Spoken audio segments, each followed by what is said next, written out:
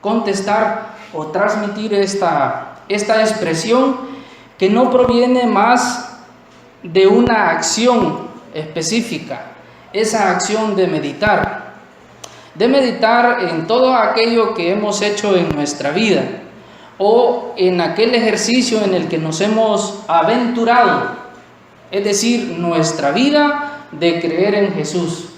Es una decisión que tomamos, como la decisión que se toma cuando un hombre y una mujer se casan. Es una decisión determinante para toda su vida. Así que el estado espiritual no va a suceder, hermanos, de la noche a la mañana. Así que yo voy a enumerar algunas acciones que tienen que ver con nuestro estado espiritual. Y comúnmente todos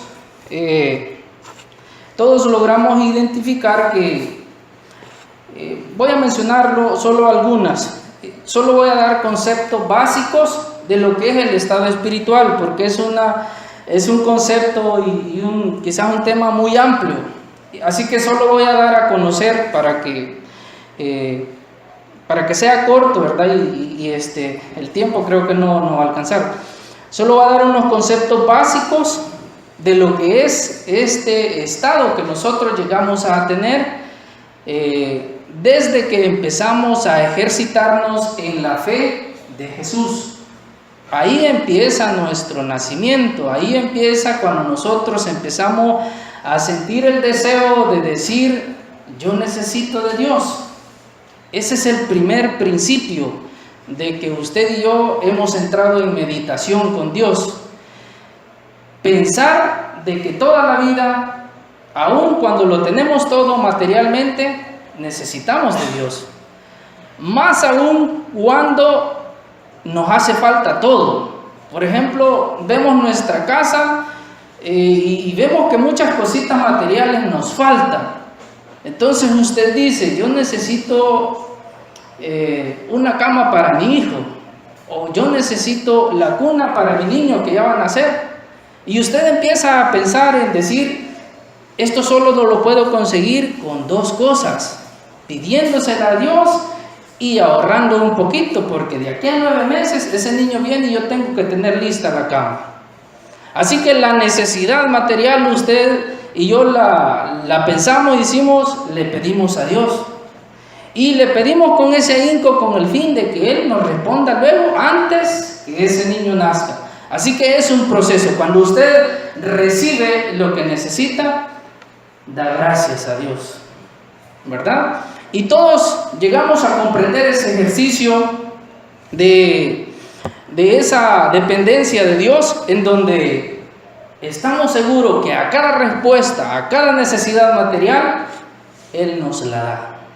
A veces por un familiar o a veces por un vecino, cuando aquello que lo necesitamos y aún no le hemos dicho a nadie, y ya está la respuesta de Dios. El estado de meditación de todo lo que nos rodea nos enseña a que dependemos de Dios.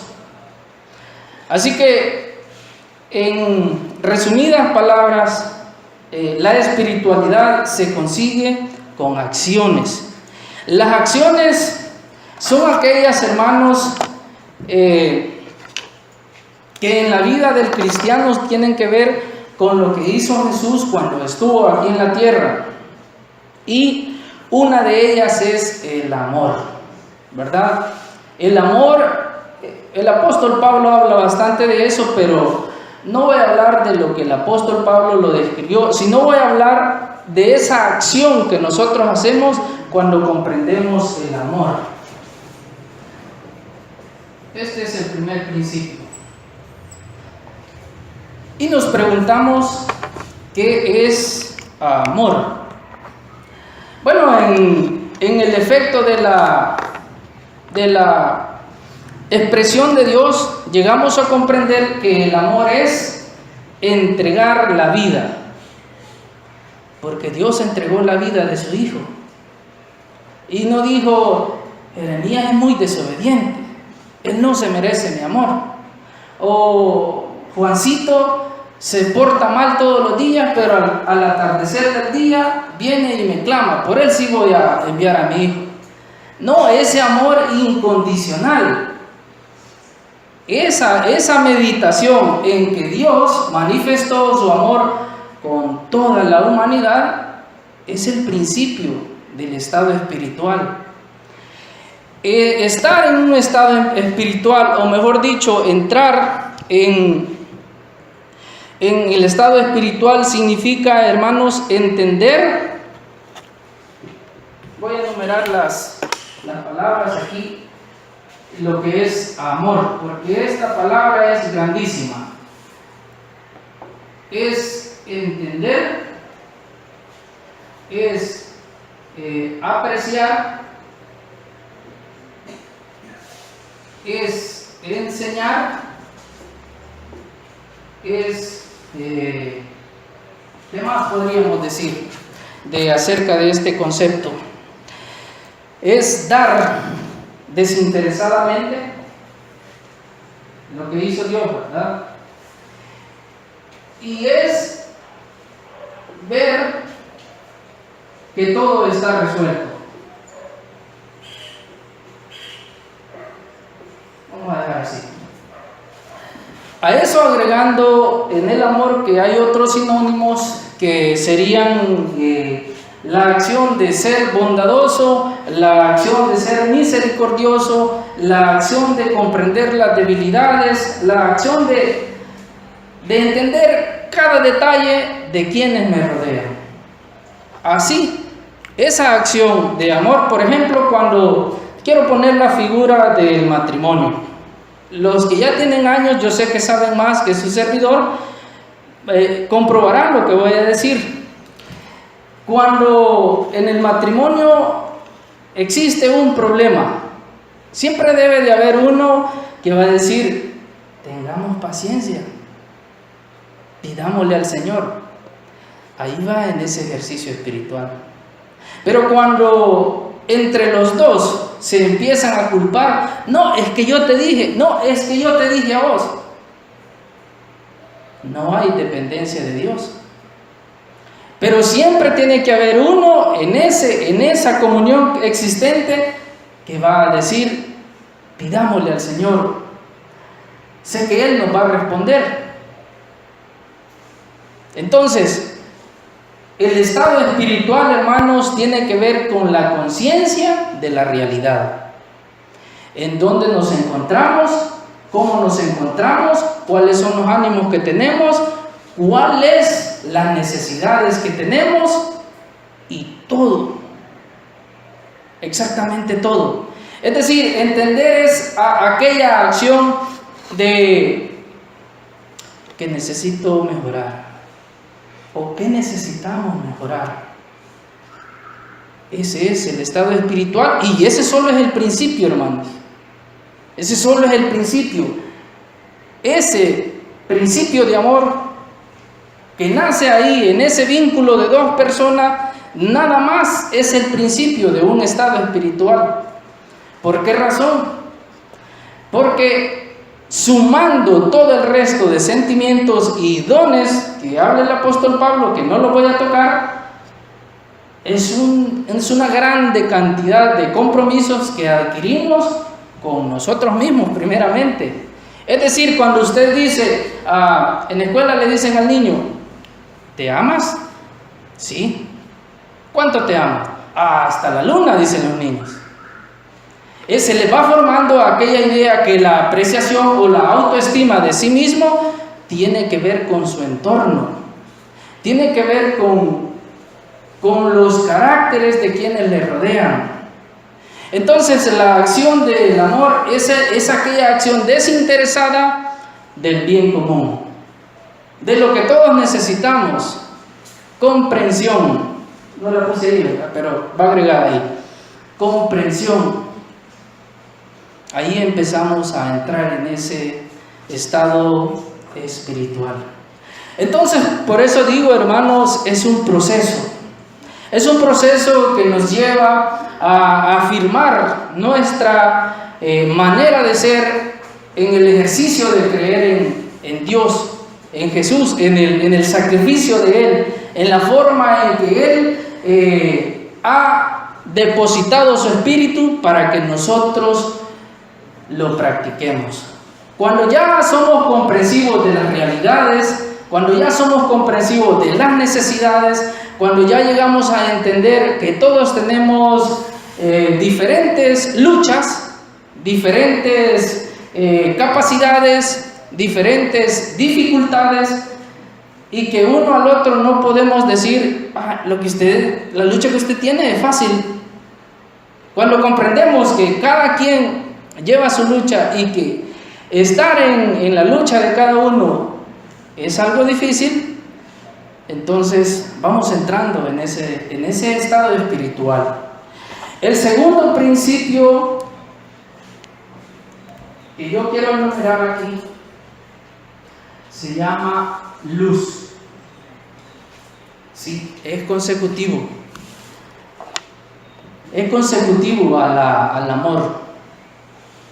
Y como la luz, como literalmente se conoce, esta está en lo alto. No podemos ascender a lo alto sin antes haber hecho esto. Pero ahora ya somos luz. Así que el estado espiritual va en esa situación.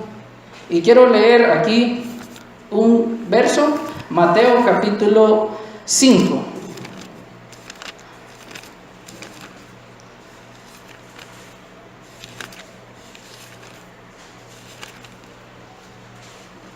Dice ahí el Señor Jesús en el Sermón del Monte: vosotros sois la luz del mundo, una ciudad asentada sobre un monte que no se puede esconder. Entonces, ¿cuándo es que empezamos a accionar en ese sentido? Cuando ya hemos hecho esto, entonces nos convertimos en luz. Entonces ya estamos en un monte y ya no estamos escondidos. Ya el ejercicio de entender a los demás ya lo pasamos. Hemos avanzado un peldaño en nuestra condición espiritual. Por ejemplo, podemos mencionar otro ejemplo así sencillo, ¿verdad? Cuando vemos a una persona que no es nada, es más, ni ha conocido ninguna otra doctrina diferente a lo de la iglesia, y nosotros le empezamos a decir, no, usted está equivocado, es que la Biblia no dice eso. ¿Creen que estamos haciendo luz? No, lo que estamos haciendo es alejándola de la luz. No hemos ejercido eso. No le hemos amado todavía. No le hemos apreciado como persona lo que hizo Dios. Apreciarlo como su creación. Apreciarlo como los primeros dos seres en el Génesis. Eso no, entonces, legítimamente nos alejamos, o mejor dicho, alejamos a ese ser que también puede ser luz y puede ir creciendo en este estado espiritual. Y es que ese estado, hermanos, no es momentáneo. Por ejemplo, alguien puede decir, ahorita está en el estado espiritual del hermano o en el estado carnal. No se puede decir eso, porque desde que comenzamos la tarea de imitar a Jesús, nos convertimos en un ente participante de todo lo que nos rodea. Y entonces venimos y vemos a todos como una pieza que nos va a ayudar aún para crecer nosotros, para aumentar nuestra fe. Entonces sigue diciendo el Señor Jesús: vosotros sois la luz del mundo, una ciudad asentada sobre un monte que no se puede esconder. Hoy sí, ejercemos ese amor, esa comprensión, ese entendimiento. Estamos ahí. Ese monte nos levanta Jesús. nos mantiene ahí. Dice el verso 15: ni se enciende una luz, ni se pone debajo de un almud, sino que sobre un candelero, y alumbra a todos los que están en casa. Jesús utiliza estas figuras, hermanos, de luz para representar lo que es el amor de Dios plasmado en los corazones y en la mente de cada uno de nosotros, su iglesia. Así que Él, cuando dice: ustedes deben de darse a conocer con todo lo que yo les he enseñado, ustedes deben de comprender a quienes les rodean, aumentar este número de fe, y de esa manera dejarán de esconderse, como Pedro. ¿Se acuerdan? Antes de que fuese amarrado Jesús, se fue a esconder. Todavía aquel hombre no había entendido que aquello era necesario para manifestar su amor. Entonces, hermano, si logramos ver esa acción de Jesús y ese estado en que los discípulos iban entrando, es decir, después de que murió Jesús, ¿qué es lo que se fueron a hacer los apóstoles? Dice que se fueron otra vez a la mar. Pedro se fue a pescar, y cada uno a su tarea. Estaban chiquititos. Entonces, así nosotros, una vez estamos chiquititos, pero cuando empezamos a practicar y a ejercitarnos, vamos creciendo. Es decir, los años en la comunión con Dios, en el ejercicio de imitar a Jesús, vamos entrando a este estado. En esa forma de vida, Dios quiere tenernos en un estado espiritual, entender y ser entendidos. Esa es la forma en que Jesús hace accionar la fe, o el modo de creer en Dios y en Él. Porque el que cree en el Hijo, dice la Escritura, cree en el Padre, y ha hallado la luz. Entonces dice más, quiero que vayan un poquito adelante, siempre en el mismo capítulo, en el verso 43, dice así, Mateo 5, en el verso 43, leo: y oísteis que fue dicho: amarás a tu prójimo y aborrecerás a tu enemigo. Lo que les estoy diciendo. Mas yo os digo, dice el verso 44, amad a vuestros enemigos, bendecid a los que os maldicen. Este es el estado espiritual, pero esto es difícil, ¿sí o no? Es decir, hablo del ejercicio que son principios básicos para el estado espiritual. Hay otros más profundos, hermanos, que les aseguro no los vamos a lograr ejecutar en 10, 15 años.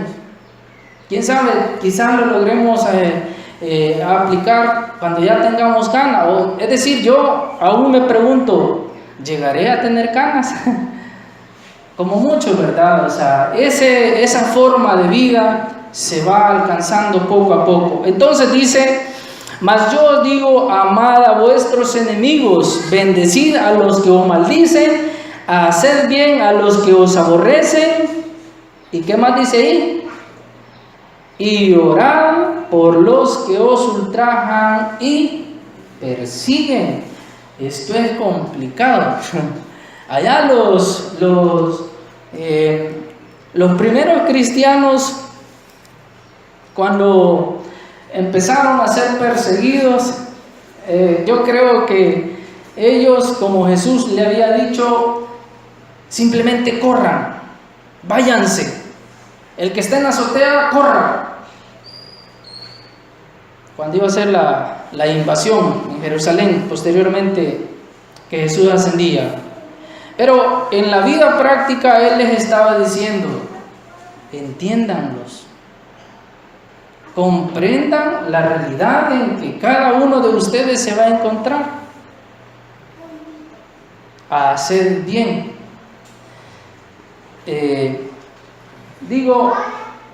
Eso es ir entrando al estado espiritual. Eso es ir entrando en ese ejercicio. No es el hecho, hermanos, de que probablemente, digamos, es que aquí la Biblia dice que hay que ser así. No, es un proceso. Vamos avanzando en la vida. Como decía en la mañana la figura del niño, ¿verdad? Que cuando esté en la casa, él está obligado a cumplir lo que el tutor le dice. Pero luego, cuando ya viene a tener razonamiento, empieza a crecer en conocimiento, en entendimiento, en comprensión de la realidad, en ver cómo funciona en sí el plan de salvación, en ver cómo funciona la gracia de Dios en la vida de cada uno. Por ejemplo, en el caso del joven, es difícil para algunos padres. El joven pasa de la etapa de la juventud y hay padres que dicen, es que yo nunca lo entendí. Y es que es un proceso, hermano. Algunos padres lo testifican de esa manera. Se le fue la juventud al joven, al hijo, y no lo comprendió. Y esto agregando que era su hijo. Ahora veámoslo a quien no es nuestro familiar. Es que la vida espiritual del cristiano, del joven, tiene que ver con esa conciencia de la realidad, esa meditación, esa acción de a veces quedarse sentado así sencillamente y aunque parezca que se vea dormida la persona, pero está meditando qué está pasando en su entorno, qué está pasando con lo que estoy haciendo. Reflexionar. Esto es acción. El amor es una acción, también es una decisión determinante. Capítulo 6 de Mateo dice así, verso 22: la lámpara del cuerpo es el ojo, así que si tu ojo es bueno, todo tu cuerpo, dice, estará lleno de luz. Aquí podemos hablar de muchas cosas, de muchos aspectos, de lo que logramos ver y cómo juzgamos aquello. Pero si nosotros vemos lo bueno en los demás, todo nuestro cuerpo estará bueno. También eso es un estado espiritual. Así que dice, si tu ojo es bueno, todo tu cuerpo estará lleno de luz. Cuando nosotros vamos por un camino, nuestro ojo nos guía. Si nuestro ojo está inclinado hacia el malo, todo nuestro cuerpo irá hacia el malo. Todo nuestro sendero estará oscuro. Hay otro verso que dice que estará en tinieblas. Entonces, hermanos, esa forma en que Jesús pone figuras de cómo nosotros, de cómo el cristiano, el Hijo de Dios, va viendo en su vida el accionar, de esa manera vamos entrando al estado de espiritualidad. A veces alguien puede decir, calificando el estado de otra persona, no es espiritual, y aquí sucede una equivocación. Y es que el espíritu solo Dios lo conoce, es decir, nuestro interior, pues, nuestra mente, nuestras intenciones, lo que habita aquí, ¿sí? Por eso es que yo digo, hermanos, es un proceso. Así que nosotros podemos decir, no, el hermano no es espiritual. Pero sí o no que esa es una apreciación muy humana, ¿va?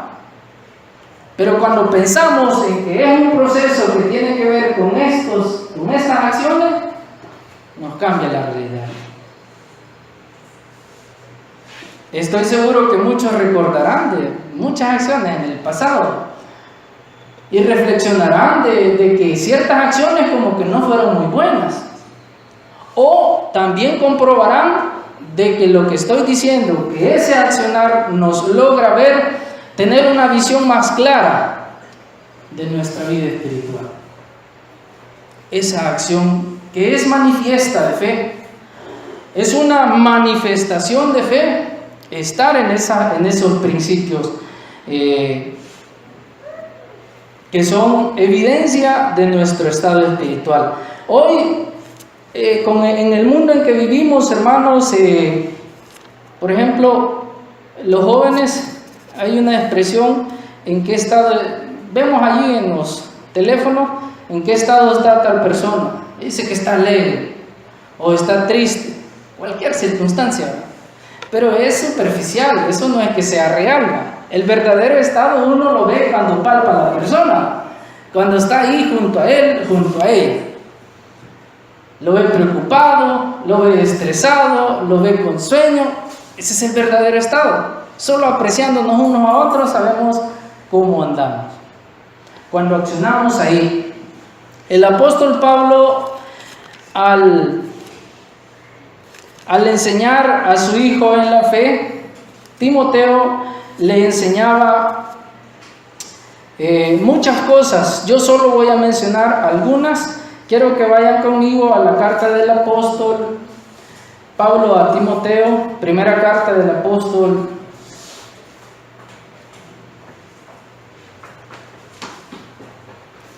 capítulo 4.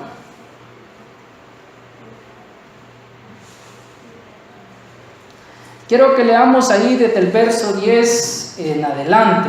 Dice así: palabra fiel es esta y digna de ser recibida por todos, que por esto mismo trabajamos y sufrimos oprobios, porque esperamos en el Dios viviente, que es el Salvador de todos los hombres, mayormente ¿de quiénes, hermanos? De los que creen. Es decir, usted y yo no estamos aquí solo para que salvarme yo solo, ¿ah? Sino todos trabajamos, dice el apóstol, porque esperamos en el Dios viviente, que es el Salvador de todos los hombres. Cuando Dios quiso manifestar su amor en la humanidad, no lo hizo solo por un poquito, sino por todos los hombres. Entonces ese es el estado en el que Dios quiere que nosotros estemos, que trabajemos en esa unidad, de ese estado espiritual.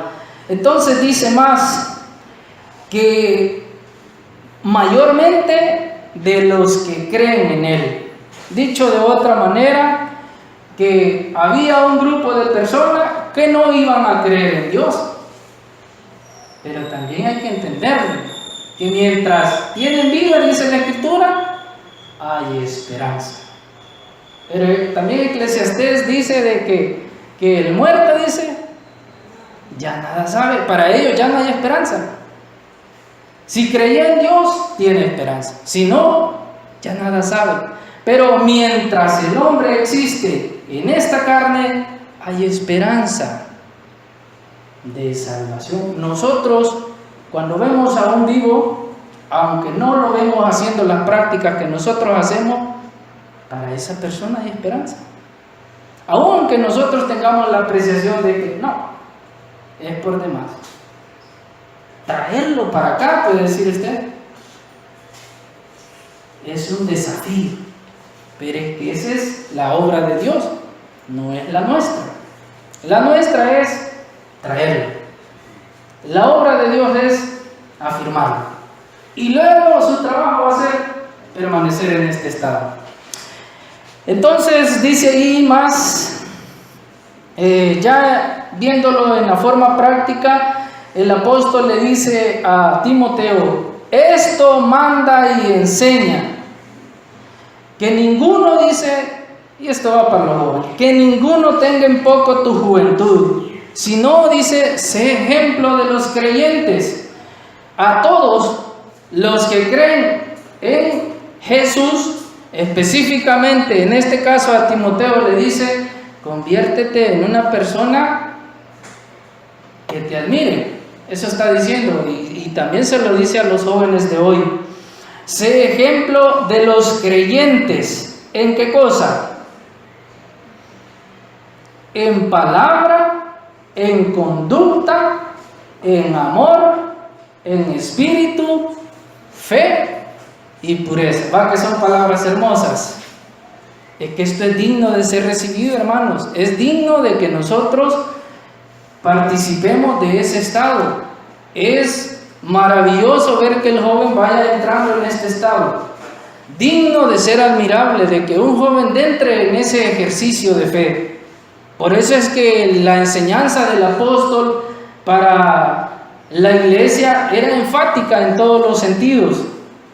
Conviértete en una persona, le dice ahí, digna de admirar. Eso significa ser ejemplo. En conducta, amor, espíritu, fe y pureza. Debemos, hermanos, participar de estos dos principios que nos ayudarán a tener aumentada nuestra fe, afirmada esa promesa de vida eterna, asegurada esa corona de vida, que decía el mismo apóstol Pablo que no está preparada solo para él, decía, sino todos para todos aquellos que aman su venida. Pónganse de pie, carísimos hermanos. Dios bendiga la palabra en el corazón de cada uno de ustedes. Recibimos a mi hermano que me antecedía. Paz a vosotros.